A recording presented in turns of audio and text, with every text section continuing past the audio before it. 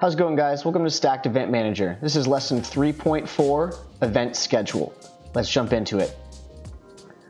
So all we gotta do is find the event that we want to set the schedule for. So click on My Events, choose the proper event. Now that you're on the event page, you'll see the option Schedule at the top. To note, you can only set a schedule if you've already created the heat draws for the divisions. So like I said before, you can only create the schedule if you've created the heat draws. And the way that you set the schedule is by round. So we're going to move one round at a time from the rounds to schedule section to the active section. As you can see here, we have a list of all the rounds to schedule. This is a fairly short list since it's only 2 divisions, but most events have a bit more than that, and it can be a pretty lengthy list. The easiest way to set the schedule, in my opinion, is to click on this All Divisions drop-down. Basically, you're saying all divisions are being showed right now. To show only one division at a time, click on it and then choose the division. So I'm going to choose Men's Surf because that's the first of the day. And then I'm going to click on Men's Surf. And you see when I did that, a button to add appeared. So click on Add and it's been added to the active schedule. And so it's an alternating schedule. So we're going to go to Adaptive Men to round 1. And then we're going to go back to Men's Surf. And then we're going to go back to Adaptive. And then we're going to go back to Men. Back to all divisions to make sure we didn't miss anything. And Add. Next thing you're going to want to do is set the check-in time. So as you can see here, when you click on check-in, a start time for check-in will appear and a duration of the check-in will appear. So if the start time is at 8:30 a.m.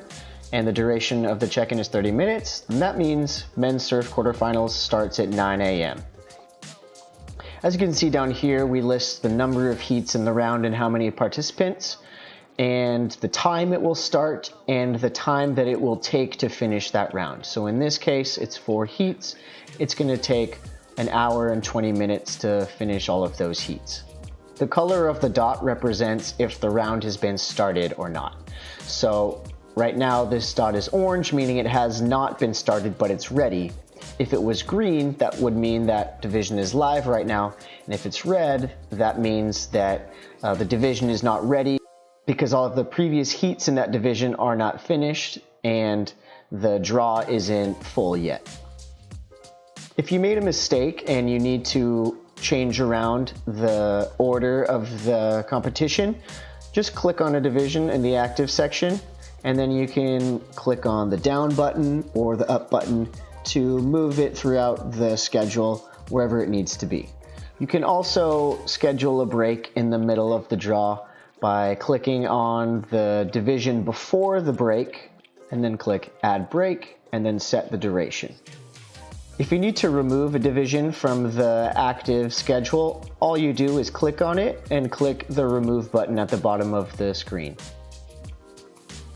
Another thing to note is that everything we've been doing is on day 1, and if you want to set the schedule for day 2, just click the arrow and then choose the division to add. And as always, remember to save your changes by clicking Save in the top right corner. And if you're satisfied with your schedule and all the times, you can easily just connect to your printer, plug it in, and click the print button, and we'll automatically print you out a copy. So that's everything you need to know about setting your event schedule. Tune in to the next video, lesson 4.1, Validating Event Results and Tour Results. We'll see you there.